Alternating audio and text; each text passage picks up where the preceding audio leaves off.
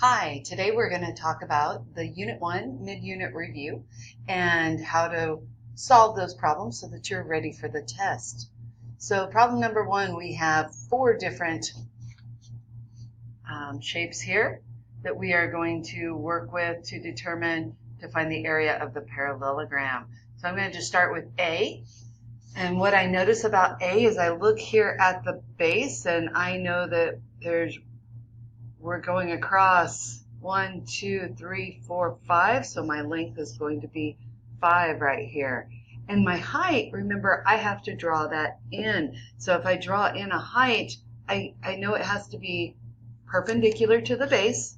So I can go straight down. And if we visualize, this piece could come over to the side over here, and we could reattach it. So my height is 1, 2, 3 that way. So if I use my formula of area equals base times height, I would take 5 times 3, which is 15. We don't know if these are centimeters or whatever, so we're just going to put units squared. Okay, so it's units squared, and I know that didn't turn out real well, but units squared. So let's take a look at B. So B, if I look at my base is still at the bottom down here because it's a flat side that we can tell how long it is. So it's going to be 1, 2, 3. And so my base is 3.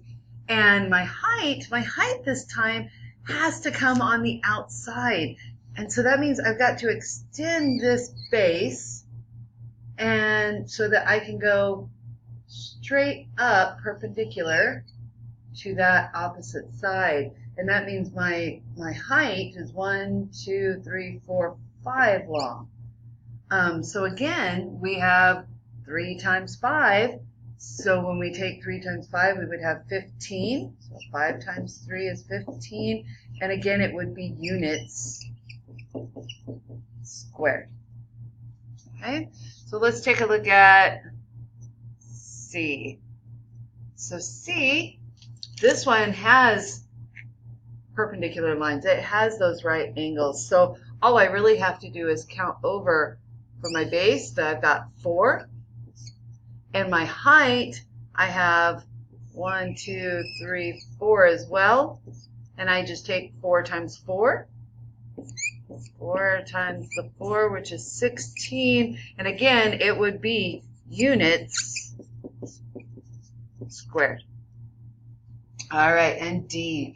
D, this one, I can't tell this bottom one how long it really is because it's slanted. So I have to think about turning it so that this is actually my base because I can tell how long that is. That's 1, 2, 3. So my base in this case is 3. But that means my height has to go straight up from there and be perpendicular. So I can draw it there. And it is 1, 2, 3, 4, 5 long. And again, I'm going to take 5 times 3 to get 15. And those magic units squared. Now, if these were in centimeters or something like that, we would put centimeters squared instead. All right, let's take a look at the next one. Number 2, find the area of each parallelogram. So again, we have these parallelograms and we're finding the area. In this case, for A, they gave us the base, which is going to be this right here is our base because it's one of our sides.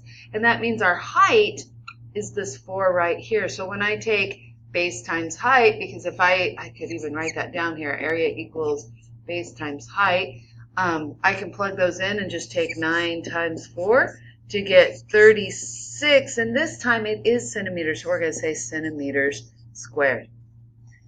All right, for B, I've got my base here again. Here's my base. So again, base times height. So I'm going to take 5 times, and now I got to decide which one is my height. Well, the 5, if you noticed, is leaning. So it's kind of leaning over here. So we have to look at the one that has this right angle right in here. So our height is going to be the 4. So we're going to take 5 times 4 to get 20, and there's centimeters, so it'll be centimeters squared. All right. And then for C, oh my goodness. Well, I see my base. My base is right here. My height is here, but there's no numbers. I can't stick numbers in there though. So here's what I do. I just say it is base times height. And we could add in there units squared because it will be units squared. But really, whatever base is, whatever height is, we could plug those in and come up with our answer. So just base times height. All right, let's look at the next one. So on the back side, we're on number 3. And number 3 says for each triangle, a base is labeled B. Draw a line segment that shows its corresponding height. Use an index card to help you draw a straight line. Yeah, that would help, a straight line or straight edge of some sort. I don't really have one here to do, but I'm going to see if I can draw a straight line a little bit easier here. So let's see, we'll do that. We'll make it a different color so we can see it a little bit better. So if we do, you know, I'm going to start with the middle one because this one's easiest for me to see. That here's my base down here. So I want to use that for this. So we'll use a line. Do that. All right. So I need it to be a straight line that has a 90-degree angle. So this would be my height right there. It's going to go straight up. And we can erase that there.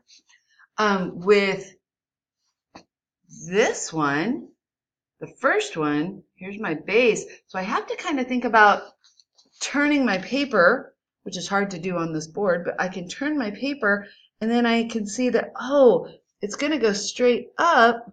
And it's going to end up coming straight up to here. And I would have my 90-degree, but that would be my height in there. Okay. And this one is going to, we need it to extend, because again, we have to think about turning it. And with your paper, hopefully you did turn it because that'll make it a little bit easier. But what I'm thinking I have to do is kind of extend this base a little bit to where it goes down this way so that when I draw my height straight up from there, actually that doesn't look very straight, huh? So let's get rid of that. Get rid of that. I don't know why it's not. There we go. We'll erase it. We will, if we can extend that. That's not very straight either. Hopefully you're using a straight edge. And then we can go straight down with our 90-degree angle from there. Okay, so we had to extend that using a straight edge, and then we could go straight up from that. Okay. Number 4, find the area of each triangle. So there's 5 of those. So let's we'll start with A. And what I need to identify would be my base and my height. Well, this one, here's my 90-degree angle right here. So it's going to be good to just use that. And so my base is going to be 1, 2, 3, 4 across the bottom. Okay, and it's 1, 2, 3, 4 up the side. And so we can just take, but here's the thing, we can picture that we have this other part over here, right, that would match. So we could take 4 times 4, but really we only have half of that. So to find the area of a triangle, remember, is going to be area equals 1/2 base times height. So we take half of it. So if I took 4 times 4, which is 16, but I'm really taking half of it because it's not that whole square. So I would take 4 times 4, and then, which is 16, and then divide that by 2. So 16 divided by 2 is 8. And again, this would be units squared. Okay, so units squared, because we don't know what the measurement is. Okay, so remember, we can duplicate it and add it on to find the whole thing, or just remember that it's half of our base and our height once we know what our base and height is. So if I take a look here, my base goes across. I can use this as my base. So 1, 2, 3, 4. My height has to go straight up. So if I put my height right here, 1, 2, 3, 4 as well. And if I do the same thing, I'm going to take 4 times 4, which is 16. And then if I divide it by 2, I have 8 units squared again. All right, and for C, my base is down here at the bottom, and it is 3. My height this time is going to be on the outside because I'm going to come from here down to here.